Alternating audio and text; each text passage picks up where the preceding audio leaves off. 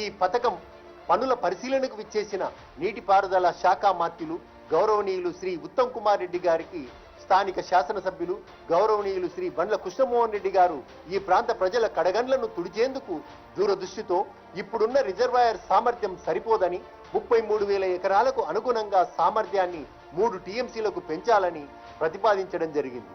దీనికి ప్రభుత్వం సానుకూలంగా స్పందించి తగిన అనుమతులు అందజేసే ప్రక్రియ తుది దశకు చేరుకున్నాయి. ముఖ్యమంత్రి రేవంత్ రెడ్డి గారి నాయకత్వంలో ఉన్న ప్రభుత్వంలో అందరూ కూడా ఉమ్మడి మహబూబ్నగర్ జిల్లాలో ఇరిగేషన్ ప్రాజెక్ట్ కి హైయెస్ట్ ప్రయారిటీ ఇవ్వాలనే ఉద్దేశంతో ఎంత వీలైతే అంత పనులు పూర్తి చేయించాలనే ఉద్దేశంతో ముందుకు పోయి మరి ఏది సాధ్యమైతే అది మరి వేగవంతం చేయడం, పనులు నడుస్తుండడం వేగవంతం చేయడం, కొత్త పనులకి మంజూరు ఇవ్వడానికి ఈరోజు ఉదయం నుంచి సాయంత్రం వరకు మరి సుమారు చాలా నియోజకవర్గాలు, చాలా కొత్త జిల్లాలు పర్యటించడం జరుగుతుంది. దానికి భాగంగానే ఒకటి మీడియా మిత్రులకి మనం చేస్తున్నా, పాలమూరు రంగారెడ్డి స్కీమ్ కానీ, కల్వకుర్తి, నెట్టెంపాడు, భీమా, కోయిల్ సాగర్ పెండింగ్ ఉన్న స్కీమ్స్ కానీ, ఇక్కడ గట్టు స్కీమ్ కానీ, ఇవన్నీ తూచా తప్పకుండా ఈ టర్మ్ లో మా ప్రభుత్వం పూర్తి చేయడానికి కట్టుబడింది చెప్పిన మనం.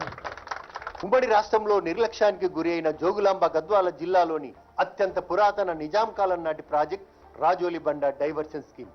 దీని ఆయకట్టు 84,000 ఎకరాలు అలంపూర్ నియోజకవర్గంలో కలదు. దీనికి కర్ణాటక రాష్ట్రం నుండి నీరు అందుతుంది. సరైన సమయానికి నీరు అందక వెదలు పడుతున్న రైతుల కష్టాలు తీర్చడానికి 2018లో తుమ్మిళ్ల ఎత్తిపోతల పథకం నిర్మాణం చేయడం జరిగింది. మొదటి దశలో 5.5 మెగావాట్ల సామర్థ్యంతో 2 పంపులను వినియోగించి 660 క్యూసెక్కులను 45 మీటర్ల ఎత్తుకు నీటిని ఎత్తిపోసే విధంగా ఆర్డీఎస్ కాల్వకు అనుసంధానం చేయడం జరిగింది. దీని ద్వారా నీరందక అవస్థలు పడుతున్న 55,000 ఎకరాల ఆయకట్టు రైతులకు ఆయకట్టు స్థిరీకరణ జరిగింది. రెండవ దశలో భాగంగా రిజర్వాయర్లోని నీటి లభ్యత లేని సమయంలో రైతుల సాగునీటి సమస్యలను తీర్చడానికి 1 టీఎంసీ సామర్థ్యంతో 543 కోట్ల అంచనా వ్యయంతో మల్లమ్మకుంట రిజర్వాయర్ నిర్మాణం చేపట్టడానికి ప్రభుత్వం అనుమతులు మంజూరు చేసింది. దీని భూసేకరణ సమస్య కొలిక్కి వచ్చిన వెంటనే నిర్మాణం చేపట్టడం జరుగుతుంది. ప్రస్తుత సమస్యలు, పరిష్కార మార్గాలు. జూరాల ప్రాజెక్టు సామర్థ్యం ఉమ్మడి పాలమూరు జిల్లా రైతుల అవసరాలు తీర్చడానికి సరిపోవడం లేదు.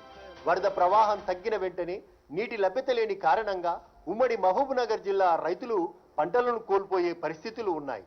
దీనికి పరిష్కారం వరద సమయంలో నీటిని తోడిపోసుకొని నిల్వ చేసుకోవడం ఒక్కటే పరిష్కార మార్గం.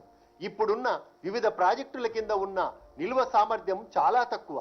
దీనిని అధిగమించడానికి కొత్త రిజర్వాయర్లను నిర్మించడం లేదా ఉన్న రిజర్వాయర్ల సామర్థ్యాన్ని పెంచుకోవడం. కొత్త రిజర్వాయర్ల నిర్మాణానికి భూసేకరణ ప్రధాన సమస్య కాబట్టి ఈ పరిస్థితుల్లో ఉన్న రిజర్వాయర్ల నీటి సామర్థ్యం పెంచుకోవడమే మార్గం.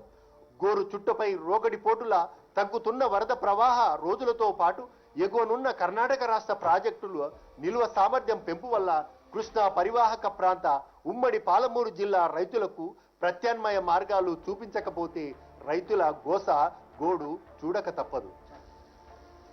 ఇట్టి పరిస్థితులను దృష్టిలో ఉంచుకొని గద్వాల శాసనసభ్యులు గౌరవనీయులు శ్రీ బండ్ల కృష్ణమోహన్ రెడ్డి గారు దార్శనికతతో పలుమార్లు ప్రభుత్వానికి విన్నవించడం జరిగింది. అదేవిధంగా అల్లంపూర్ గాని గద్వాల గాని మన రైతులు క్షేమంగా ఉంటారు.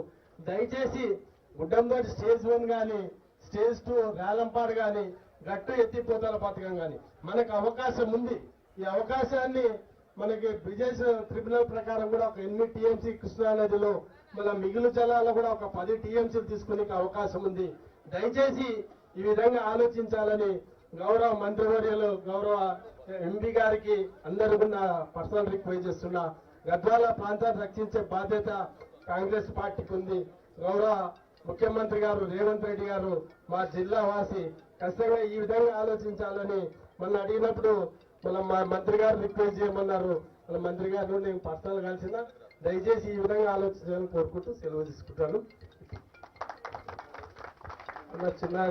గద్వాల ప్రాంతంలో ఉన్న గుడెందొడ్డి, ర్యాలంపాడు, గట్టు రిజర్వాయర్ల సామర్థ్యాన్ని పెంచడానికి గౌరవ ముఖ్యమంత్రి గారిని నీటిపారుదల శాఖ మంత్రి గారికి, జిల్లా మంత్రులైన వాకటి శ్రీహరి గారికి, జూపల్లి కృష్ణారావు గారికి, దామోదర రాజనరసింహం గారికి, మల్లు రవి గారికి విన్నవించడం జరిగింది. గౌరవ ముఖ్యమంత్రి గారి ఆదేశాల మేరకు ప్రభుత్వం స్పందించి గుడెందొడ్డి రిజర్వాయర్ సామర్థ్యం పెంపుకై విచారణ పూర్తి చేసి డిపిఆర్ తయారు చేయడానికి 16 లక్షల రూపాయలను మంజూరు చేయడం జరిగింది. పరిశీలన పూర్తి అయి డిపిఆర్ తయారు చేయడం కూడా జరిగింది. రిజర్వాయర్ సామర్థ్యం 15 టీఎంసీలు పెంచే విధంగా మరియు రివర్స్ పంపింగ్ ద్వారా జల విద్యుత్ ఉత్పత్తి చేసే విధంగా ప్రతిపాదనలు తయారు చేయబడుతున్నవి. దీని ప్రాథమిక అంచనా సుమారు 8,500 కోట్లుగా నిర్ధారించడమైనది. వేలంపాడు రిజర్వాయర్ 4 టీఎంసీల సామర్థ్యంతో నిర్మించడం జరిగింది. కానీ లీకేజీ సమస్య